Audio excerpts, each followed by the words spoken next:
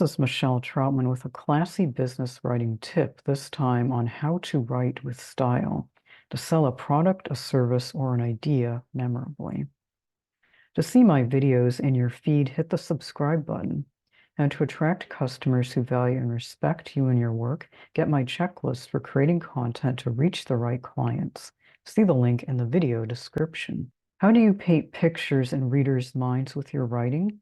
And how can that help you, if you're a business owner, connect with your audience to sell products or services? First of all, why do you even need to evoke imagery in your copy? You don't absolutely have to, but writing without vivid details can fail to reach people and lead them to look elsewhere for the products or services they need.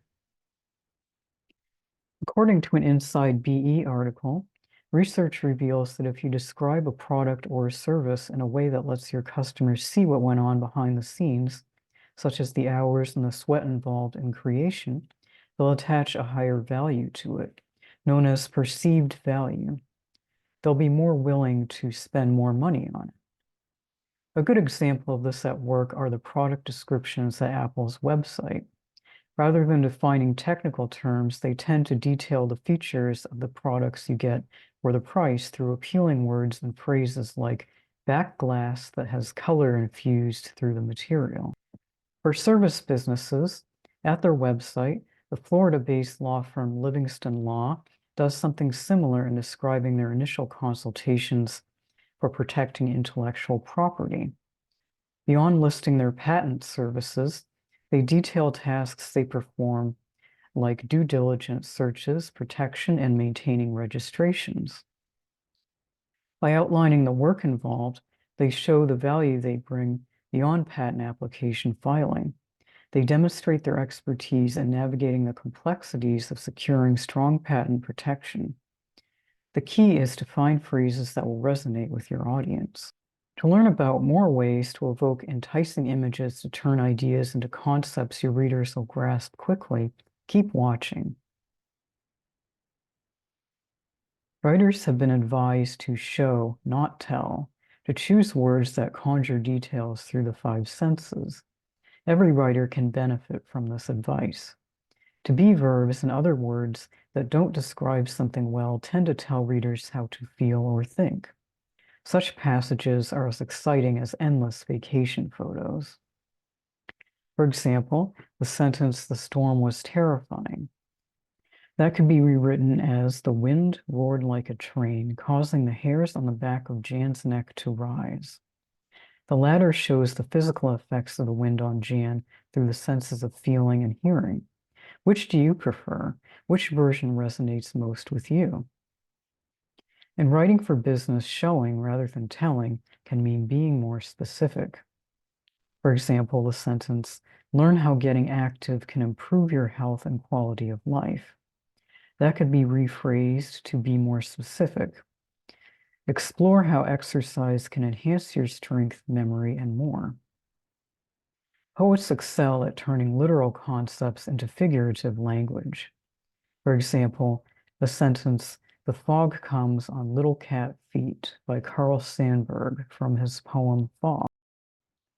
Studying poetry can inspire creative wording. It can truly enhance your storytelling. In business terms, it can mean translating ordinary descriptions of a service into images everyone can relate to. For example, the slogan, "Like a good neighbor, State Farm is there."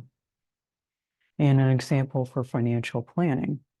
You could turn a literal sentence such as, "Our financial advisors help you secure your wealth," into something figurative, such as, "Our advisors are financial architects who design strong foundations that build wealth over time." Remember to choose phrases that will resonate with your readers. For example, if you're selling legal services, if you use law Latin like inter vivos, people who don't understand the terms might look at you a little funny, because you're speaking a foreign language. Getting back to enhancing imagery, to do so, imagine a scene unfolding in your mind and describe it with action verbs, adjectives, and other details.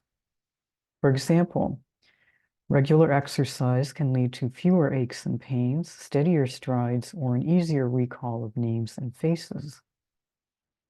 Because imagery can evoke emotions, it can foster a stronger connection with readers and influence their decisions. A Harvard University study, for instance, concluded that when people feel sad, they tend to seek immediate gratification. Impatience makes them more likely to pay more for something to buy now to fulfill a temporary need. On the other hand, people who are consistently angry tend to view things as more concrete and under their control. They're more willing to take risks. If you choose to take advantage of these emotions to make sales, the issue of whether it's ethical to do so can be a gray area.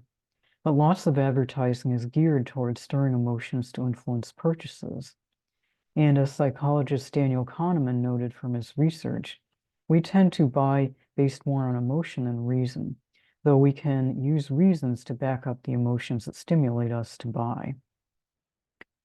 In advertising, you can choose power words, words such as breathtaking and perfect, adjectives that trigger a positive or negative emotional response.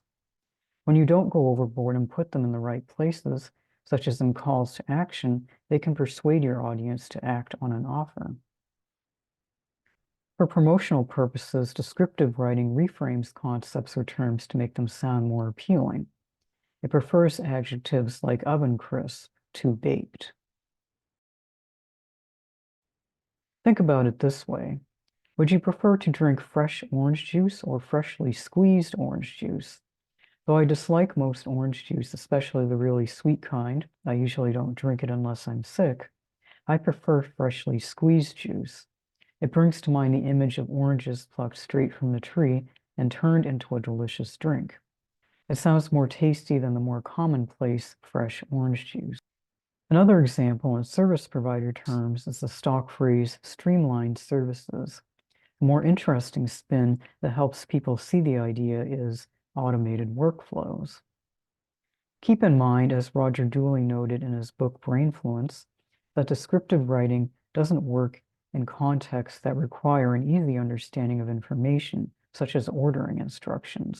I'm not affiliated with these businesses in any way. I'm not paid to mention or advertise their services, though I own a few Apple products. I mention them here because they're good examples.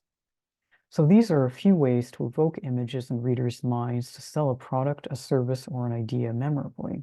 I hope they'll inspire you to improve your own advertising copy and other types of writing. What do you think about these ways to enhance imagery in business writing? Let me know in the comments. In the next video, we'll explore how to add rhythm to your writing to emphasize beliefs and stir emotions. That's all for now. I'd love it if you'd subscribe to Classy Business Writing Tips and feel free to like and share this video. And to attract customers who value and respect you and your work, get my checklist for creating content to reach the right clients. See the link in the video description. Thank you so much for watching, and remember to keep your writing classy.